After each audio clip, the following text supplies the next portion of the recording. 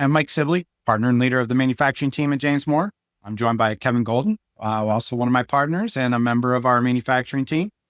Today, we are talking about something every manufacturer depends on to plan for the future, the sales pipeline. A healthy pipeline can give leadership confidence to hire employees, purchase equipment, build inventory, expand capacity, and make other investments. But what happens when the pipeline looks great on paper, but doesn't translate into actual orders? So on today's episode, we'll discuss how manufacturers can determine whether a pipeline is truly reliable, how sales data should connect to forecasting and production planning, and what happens when leadership makes decisions based on opportunities that never materialize.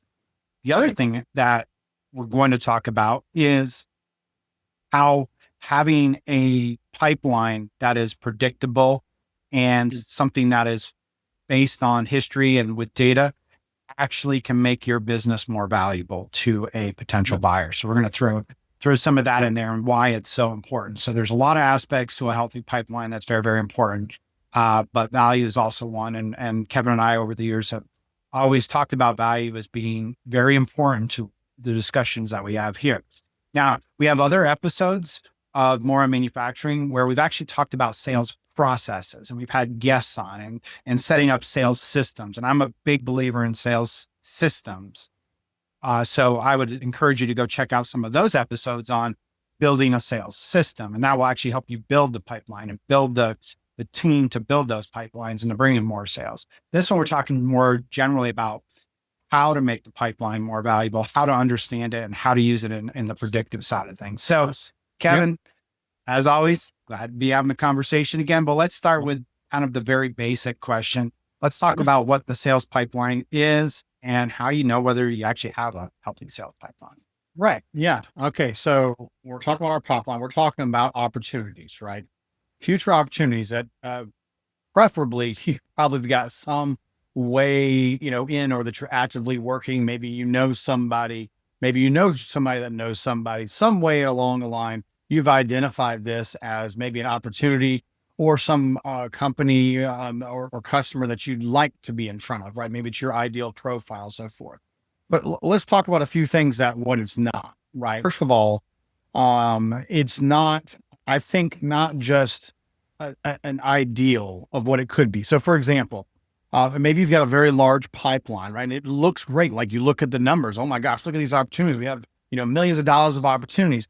But if those opportunities are just an idea only, meaning we don't have any strategy behind it, we don't have a realistic opportunity there, right? It's just a hope and a prayer, so to speak, right? It can be misleading. Now, I'm not saying you shouldn't have targets or things like that of people maybe you want to be in front of, right? A customer basis and so forth. But again, you've got to be a little bit more than just, hey, I've got it on paper and now I've got this big pipeline full of ideas, right? Got to have some more strategy and think kind of what you talked about earlier, maybe looking at history, what's worked well for us, right? So I think, again, not just looking at your size alone. Then again, go to the other extreme, not having anything in there, of course, is not what we want either, right? So with that, you want to look at the quality of what's in there. Okay, have you vetted these prospects? Do they fit your ideal profile, right, of who you're trying to target? Maybe you're trying to grow a different division of your company, a different product you're trying to sell. Great. Do they match what you're looking for there? Have you even defined maybe what that is? Sometimes people think they know what they're going after, right? But they haven't realistically set an expectation of, well, what would be the best fit for that type of customer for my product that I'm trying to sell, right? So the quality of what's in there, of what's in that pipeline matters, right? You mentioned earlier, historical rates, conversion rates, right? I think that points a lot towards how realistic is it that some of these opportunities that exist in my pipeline may actually turn into win, right? I mean, we all want 100%, but at the same time, that's not realistic, right? So looking at, hey, historically, have I converted 50% of those opportunities, 20% of those opportunities, something else? Is important to understand what kind, how much of these opportunities are realistically going to turn into actual sales, actual dollars, right? Another thing when you look at your pipeline, right, is, or a healthy pipeline, I should say, is not only does it need to be realistic, right, but is timing. I mean, you may have a lot of great opportunities that come about, a lot of healthy opportunities. They meet they meet the ideal client profile and so forth. But if they all hit at once, how are you going to service that? Have you thought about that? Right? How much could you take on at one time, or is this something that needs to be spaced out a little more strategically? Right? Because again, quick way to build a very small pipeline is to take a lot of opportunities on at once, do none of them well, and then all of a sudden, next thing you know, there's not the demand there once was, maybe for your product or in your pipeline, right? So again, I think the intent here is just, basic question. Okay, what is the pipeline? It's those opportunities that exist, but not just looking at one aspect of it, not just looking at the size of it. That can sometimes create, hey, we've got this $1 million of opportunity. Great. But what does that really translate into 6 months from now, right? 3 months from now, right? So don't let your pipeline, it's important to build it up. It's important to come up with opportunities in there, but also make sure you're looking at the right way. So you're not creating some sort of false idea of, oh my gosh, these are realistic opportunities. If you think about it from a sales cycle, I mean, I do business development and selling all the time. I love it. It's amazing. I get excited about it, right? So it's easy for a sales team to get very, very excited. Look at all these opportunities we have, but that in and of itself is not enough. That's a part of it, but not enough to really come up with a strategic plan of how are we going to grow? What are we going to do with this? What does this mean for us logistically, operations, financially in 2, 3, 4, 5, 6 months from now? So, you need to have a good size pipeline. You need to have not only a good size, but good quality compared to maybe what you've done in the past historically to come up with, okay, this is what this really means for me and my company as far as where I am today and maybe where we'll be at in the near future. Yeah, I think a couple of things that, to make clear, you mentioned targets. I think there's a very big difference between having a target list and a target list that's part of your pipeline, so to speak. I think targets can convert into a pipeline. And then you've got to have a process for monitoring the pipeline, allowing qualified opportunities, but making sure that you're qualifying these opportunities. So that way, if you're going down the road and you spend a lot of time on an unqualified opportunity, your win rate is going to be very, very low or much lower than it needs to be. So working on that qualification process and allowing it to make it, and if you think about a pipeline probably has stages. You can have more or less, but you have an unqualified lead. Then you may be qualifying their qualified lead, and then they might make it to the proposal stage, and then the approval stage, and then the win or loss stage, hopefully more wins than not. And having the KPIs around that pipeline, whether, obviously pipeline size is one thing, having KPIs around win rates, and then ultimately using the pipeline to learn if we lost something, why did we lose this? And understanding those things. So the pipeline becomes very much a very useful tool. And you also mentioned, staying in your lane. If you're an aerospace manufacturer and you've got some healthcare, some med device stuff on there, is that really good to go after? Is it going to be good, profitable work? If you're a med device manufacturer, if you're going after aerospace, why are you doing that?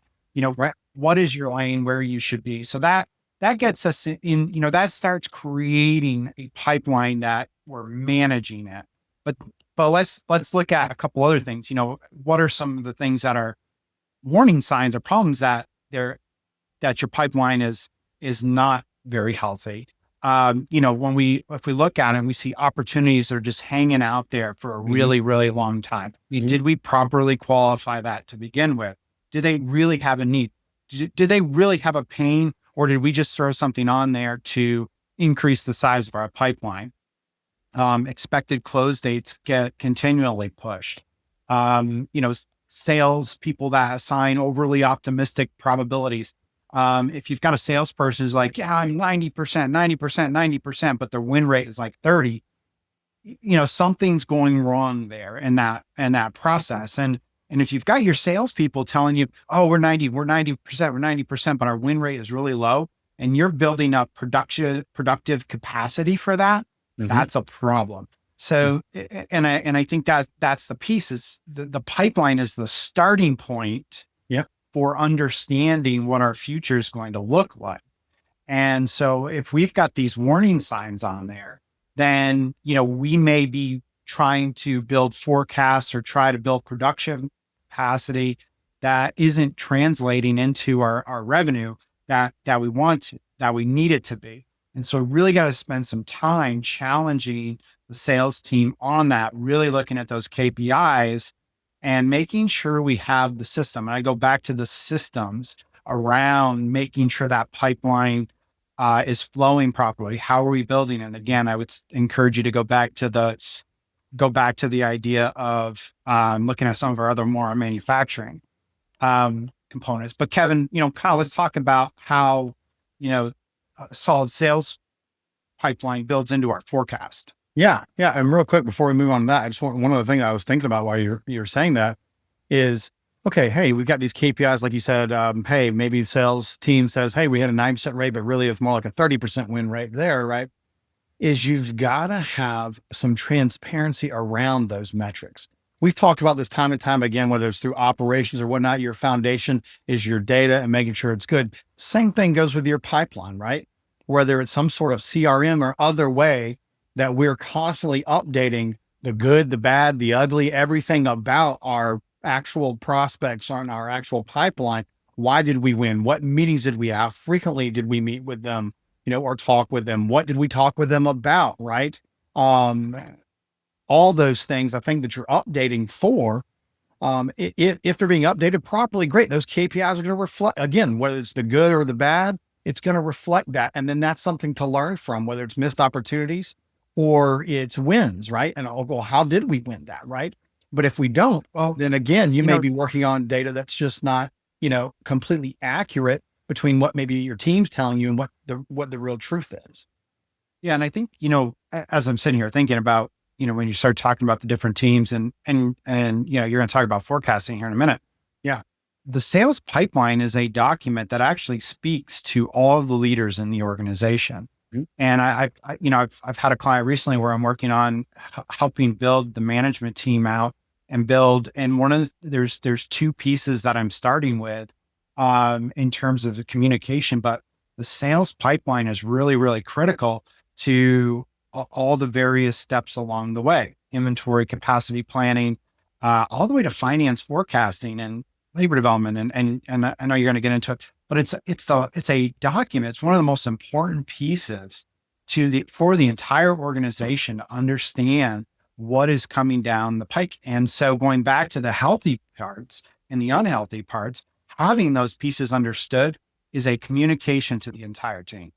Mm-hmm. Yeah.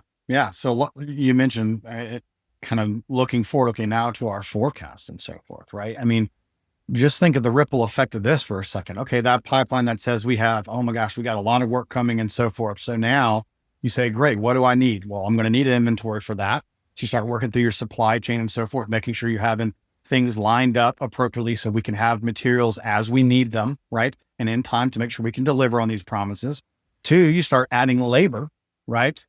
And start ramping up on people, okay, whether that's on their hours or the number of shifts and the people and so forth, right? Then you start looking at, great, hey, when we sell this product, we're going to now have cash available to do what? Operations, maybe make some future investments, things like that.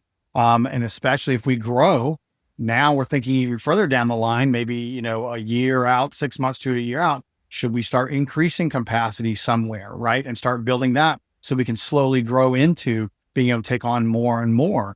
And then all of a sudden that all comes crumbling down because, go back to your example, the win rate, or we thought, 90% win rate is really 30, 40, 50% win rate.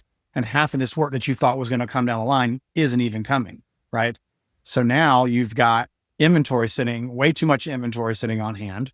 We've talked about that in other episodes. That's just cash sitting there doing nothing, not being productive. If anything, losing value with all the carrying cost of that. You've got people now who you've overhired and labor's not cheap, not to mention hard to find. So now you've loaded up too much on that, right? And now you put pressure back on the entire team. Well, what are we going to do with those people? We've got to reload our, how did we miss it that much, right? And now you just got the ripple effect. Okay, now the cash isn't going to be there. What does that mean, both in the short term and the long term and so forth? Or even worse, the cash outlays there, but the income's not, right? So now we're just burning through all of our capital and so forth with nothing there to back it up, nothing coming in the near future to replenish that working capital, right? So you could just see really quick, like as you get into why you mentioned, hey, it's so important is because of the ripple effect of what all that means down the line. Being off 10%, for example, on $1 million is $100,000 worth of cash or inventory or labor equivalent that now is potentially, gone to waste or maybe just way underutilized than what it should be. Well, and, inventory is the constant problem that I see, manufacturers. And here's the ironic thing from an inventory standpoint. I see it all too often where they've got too much inventory on hand, but for some reason always run out of the one part or the two parts they need to actually move something along. Right. And so next thing you know, your lead time actually expands by a week, 2 weeks or longer because we didn't have that proper planning. And, one thing that, also goes along with besides with the forecast and a pipeline and a product list is a bill of materials, right? So if you have a pipeline and you can generate it and you have a good bill of materials and it's coming down the pike, now all of a sudden you're forecasting. Now you can forecast your inventory needs better. You can forecast your production needs better. You can forecast your lead times better and really plan out and give the production people a great tool to capacity plan. And all of that starts with a pipeline that has some reasonableness to it. The pipeline builds into sort of committed orders, and then it becomes backlog. And now we can start the statistics on how that flows through our systems, and then manage our inventory a lot better. So it's such an important piece to it. And so, as we start thinking about, when we start talking about pipeline forecasts and backlog, that's exactly what, we're talking about here. So the pipeline obviously is our potential business. And the idea is that as it moves along in the categories, I talked about unqualified, qualified, maybe proposal stage and whatever stages that you have, at each point down the road, we get a better idea of our confidence level in winning, and then our win rates once it meets that stage. So for example, if we look at our total bucket of unqualified leads, maybe we're 50% when it's in that bucket. Then when it gets to qualified, maybe we're 60%. And then maybe once it's in the proposal stage, we're 90%. And we can use that to help predict and create a forecast or a budget. And then we build that into that forecast. And the forecast is looking at, hey, this is what we're thinking we're going to do this year. And one of the things I always put around forecasts is, here's our baseline. Here's our reasonable expectation of what we're going to do. But let's have an upside and a downside. And the upside might be, hey, if we actually do win all of this business, then, we need to be strategically thinking about how we're going to accomplish that. To your point earlier, if we win all of it at once, how are we going to do it? On the other hand, if even though we're 90% certain on these, what if we only win 75%? What does that mean for our production side of things? So what do we do? How do we manage that if we come in lower? And if you build those concepts into it, you can better be prepared. You'll be better prepared to manage the upside downside, and know what to do because you've already thought about that. And of course, like I said, once you get into the point where we have committed orders, now that becomes part of your backlog. And of course, we want to manage our backlog. We want a healthy backlog, but on the other hand, we don't want the lead times on that backlog to be really long because we don't want our customers to be waiting. That gets them frustrated. They get frustrated. They find other opportunities or other manufacturers who can serve their purpose. So it's a really, really, important tool in all of this. Well, and I like the fact, Mike, that you mentioned kind of that boundary testing. What if this on the upside? What if this on the downside? Because, no one's going to hit that perfectly. The idea of this is you're not going to be perfect. If you take the extremes, of course, everyone's going to say, well, of course, that makes sense, Kevin. Of course, you're going to have all those types of problems and so forth. Most people, it's not in the extremes. I'm sure there's some exceptions, in which they live. It's all that kind of gray area in between, right? Where they're thinking, okay, maybe I'm experiencing some of these problems. Great. Have you thought that maybe it's because you didn't test that up front? Maybe we could tighten up a little bit on our pipeline and expectations there. But I like the way that you mentioned that, because again, that's more likely where most of you are going to live is within some degree of variability. I kind of know which of these are going to come through, which ones aren't, and so forth. Right. And then, like you said, being able to prepare for that. Right. And then once you're doing that kind of correctly, okay, then dive even deeper. Great. These are good qualified leads. Are these my best? Right. How can we continue to tweak that to make that better in line with your vision today, which may change, 2 or 3 years from now as your business continues to grow. But either way, I love using that as kind of like that the boundaries there, you will, as a tool to say, okay, well, what if? And now we're ready to flex as we know there's going to be variability based on from what we expect and versus reality, So Yeah. So as we start thinking about, what are some of the statistics or things that we want to know, or conversion rates, all that kind of stuff. We've talked about a few, our historical win rate, our win rate by stage of opportunity, the average sales cycle. How long does it take to close right. business? Even in our own business, we have some of our segments where the length of time is longer and others Right. where the length of time is shorter. And so your pipelines look very, very different depending on what your sales cycle looks like. And of course, if you've got short sales cycles, so you win those fast, it's hard to keep that pipeline up. So you've got to have that system, that engine that's going to keep driving those targets into actual pipeline opportunities.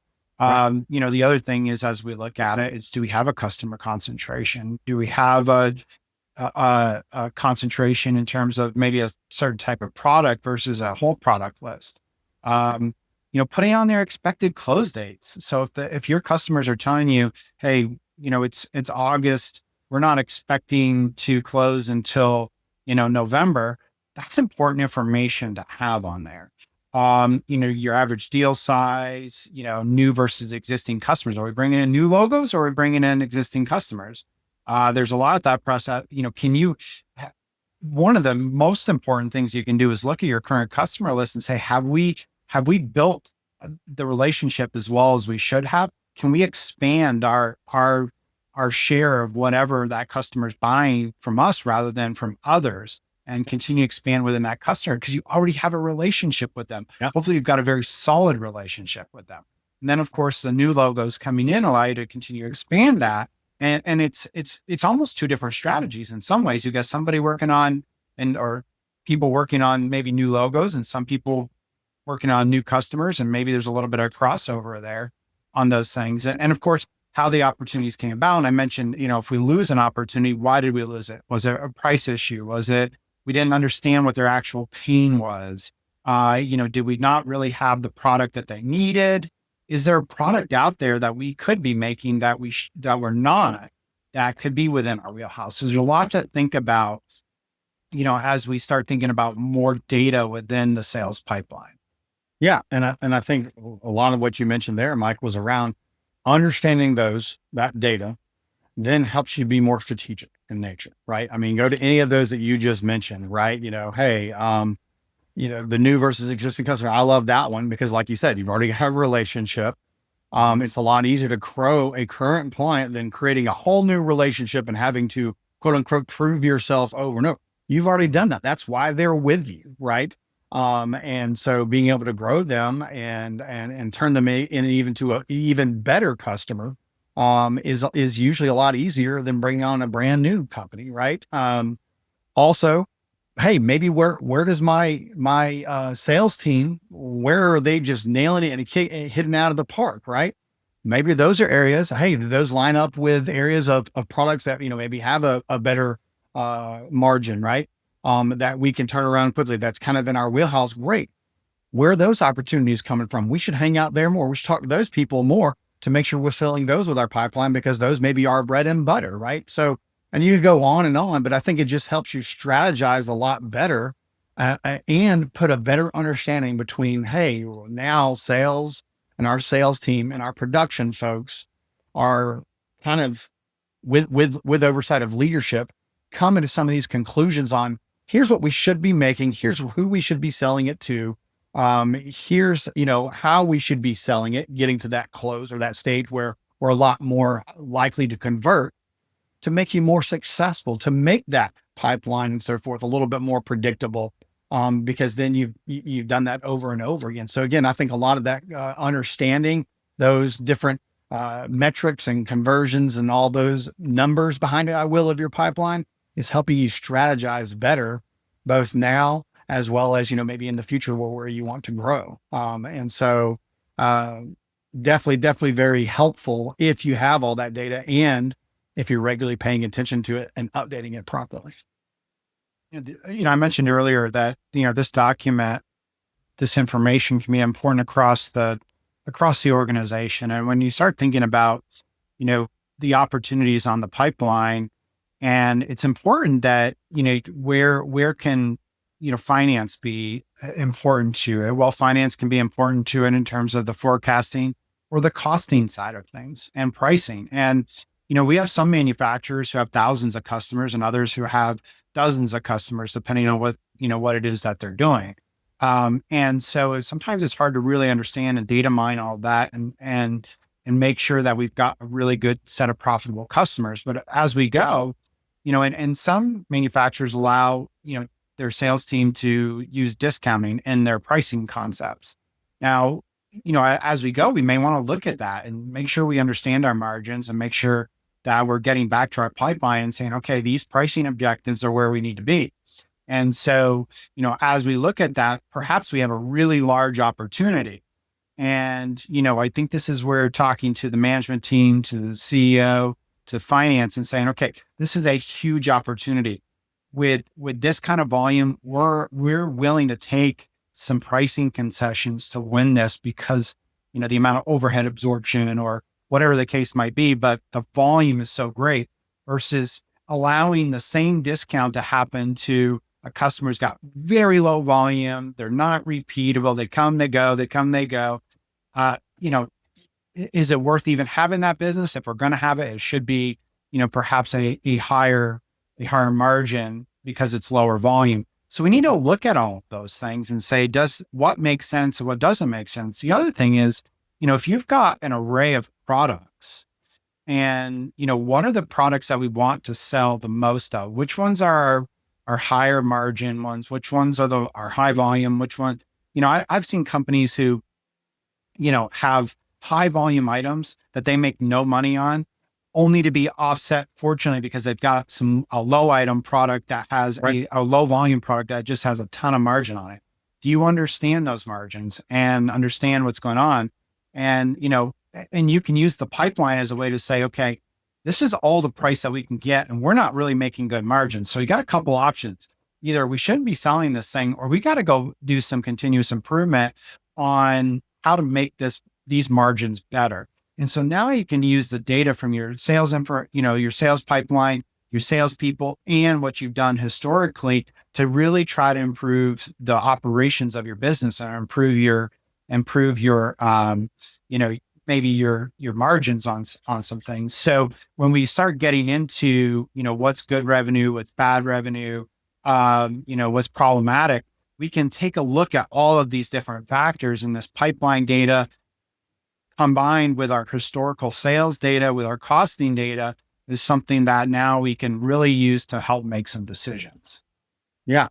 And I think, Mike, some things I was thinking about while you're talking there is, one, I think just the relationship between all those. Okay, so you got your sales team, you got operations, you got finance and so forth. First of all, just a healthy relationship like that, right, is going to create better decision-making all around. Make you a better salesperson, probably make you a better finance person, make you a better operational person, right? So if you're a salesperson and like what you mentioned earlier, hey, we've got a great opportunity here. And now the financing on it makes sense. They say, yeah, we could discount this amount. It really would make sense. We'll still have these great margins. Operation says, yeah, we could take that kind of capacity, especially worth giving them if maybe we can take it now when we have more capacity than, let's say, in 3 months from now when we're expecting some other work to come, right? Well, you as a salesperson, you'll look like a rock star when you go in there and say, hey, great, I can meet your deadline. I can, give you a discount on this. and we just really want to work with you, right?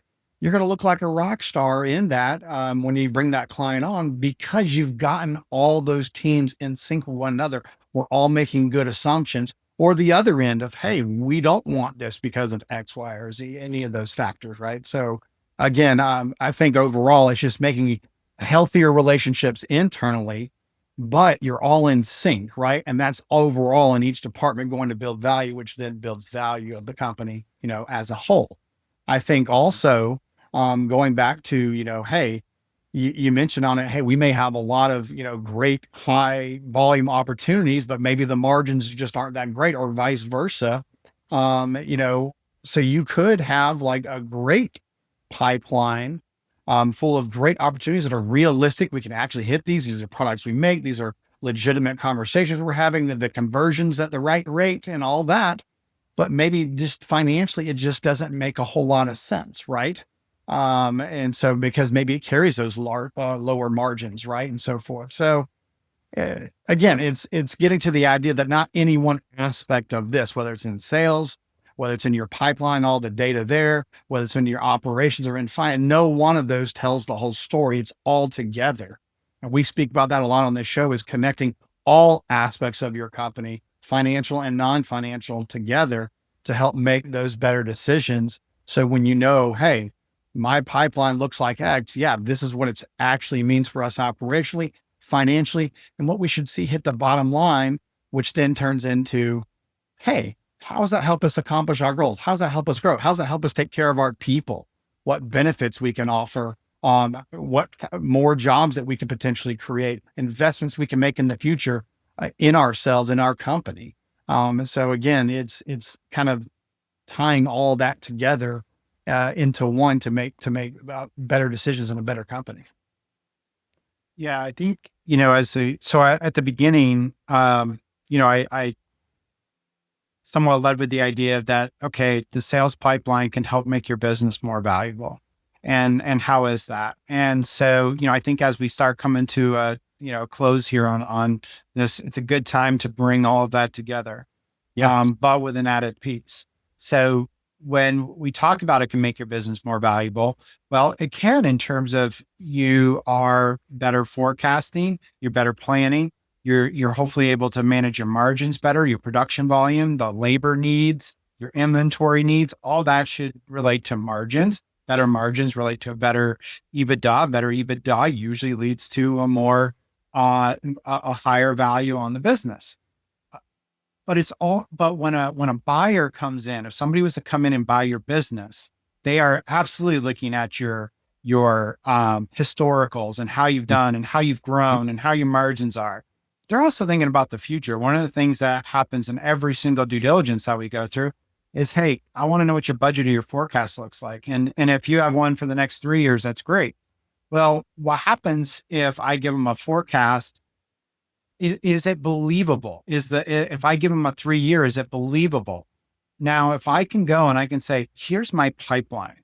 Look how healthy this pipeline is. Look at my historical pipeline. I can tell you with certainty that we have been able to win on this rate at these different points in time.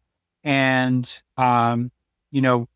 we convert those into backlog, into sales, and so on and so forth. So if I am selling my company and I show them, hey, I got a $20 million pipeline here, I can now support my forecast knowing at each of these stages. So I can build my forecast around our ability to regenerate, to maintain a pipeline. I can say our average pipeline is usually around 20 million.